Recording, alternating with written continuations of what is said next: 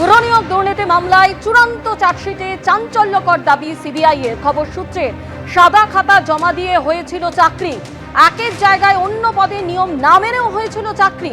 উল্লেখ, পুরনিয়োগ দুর্নীতি মামলায় সিবিআই এর চূড়ান্ত চার্জশিটে। খবর সূত্রের খবর, সিবিআই এর পেশ করা চার্জশিটে 8টি পুরসভার নাম উল্লেখ করা হয়েছে। এইসব পুরসভাগুলির মধ্যে আছে উত্তর ও দক্ষিণ দমদম, কামারহাটি, বরানগর পুরসভা। খবর সূত্রে চূড়ান্ত চার্জশিটে আছে টিটাগড়, রানাঘাট, হালিশহর, বনগাঁ পুরসভারও নাম। খবর সূত্রের 8টি পুরসভায় 600রও বেশি বেআইনিভাবে চাকরি হয়েছিল বলে দাবি সিবিআই এর।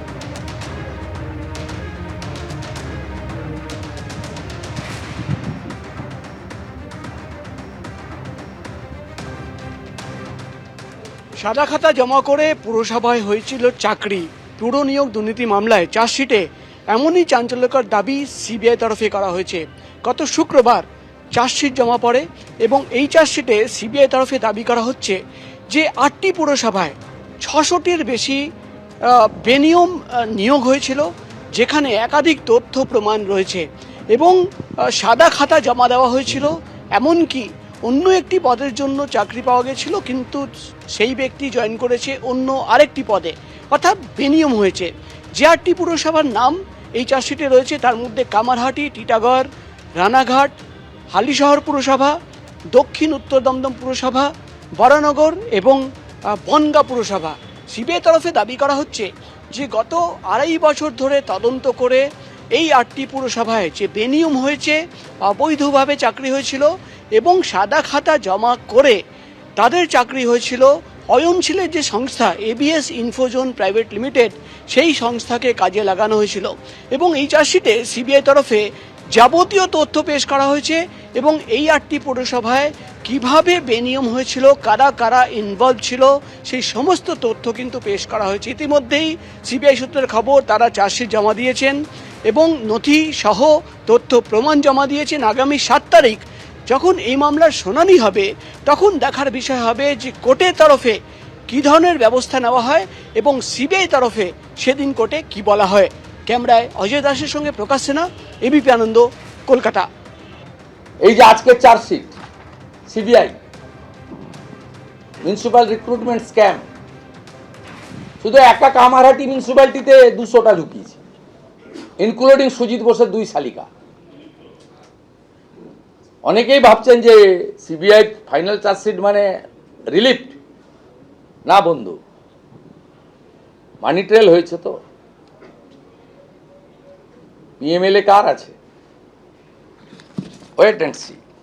ফিরাদ হাকিম থেকে, সুজিত বোস থেকে, রথিন ঘোষ থেকে, সাউথ দমদমের ভাইস চেয়ারম্যান নিতাই থেকে ছাড় কেউ পাবেন না। কামারহাটির গোপাল সাহা থেকে ব্যারাকপুরের উত্তম দাস, 17টা চেয়ারম্যান, ছাড় পাওয়ার কোনো জায়গা নেই। ভারতীয় জনতা পার্টিকে আনুন, মে মাস থেকে এই চোরেদের ডুগডুগি বাজিয়ে ছেড়ে দেবো। উত্তর 24 পরগনার সন্দেশখালীতে অভিযুক্ত মুসা মোল্লাকে ধরতে গিয়ে আক্রান্ত হতে হয় পুলিশকে, আর সেই ঘটনায় এবার আরো গ্রেপ্তারি।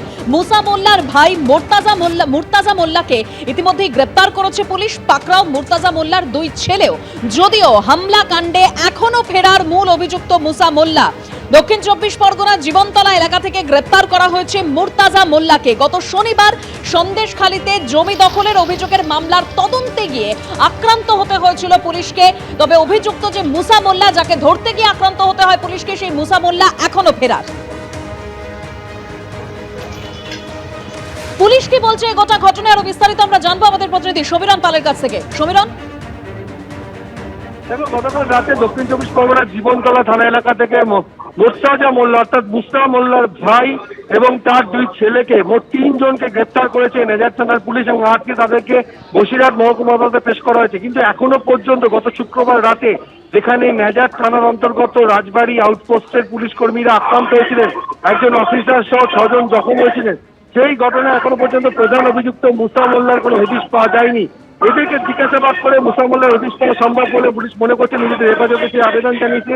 এর আগে 9 জনকে গ্রেপ্তার করা হয়েছিল এবং তাদেরকে বসিরহাট মহকুমা আদালতে পেশ করা হলে তাদের 10 দিনের পুলিশ হেফাজতের নির্দেশ দেওয়া হয় এবং এই নিয়ে মোট গ্রেপ্তারের সংখ্যা বেড়ে দাঁড়ালো 12। কিন্তু এখনো পর্যন্ত মুসা মোল্লার কোনো হদিশ পাওয়া যায়নি। ধন্যবাদ সমীরণ।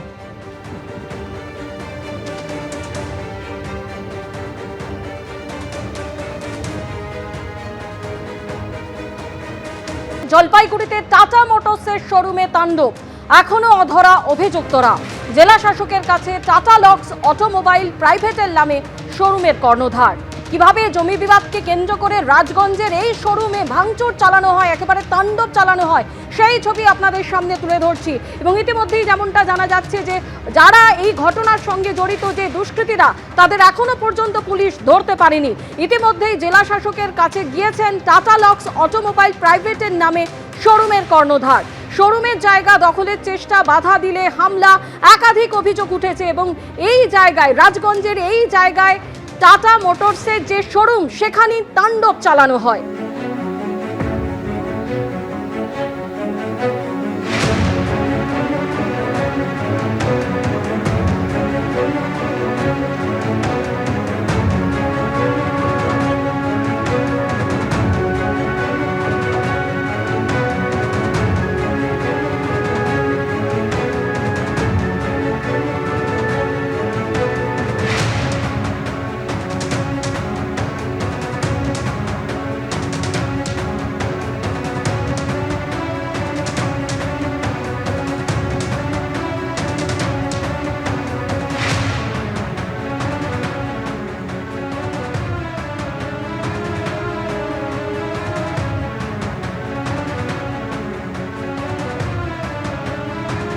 এবিপি আনন্দ, এগিয়ে থাকে, এগিয়ে রাখে।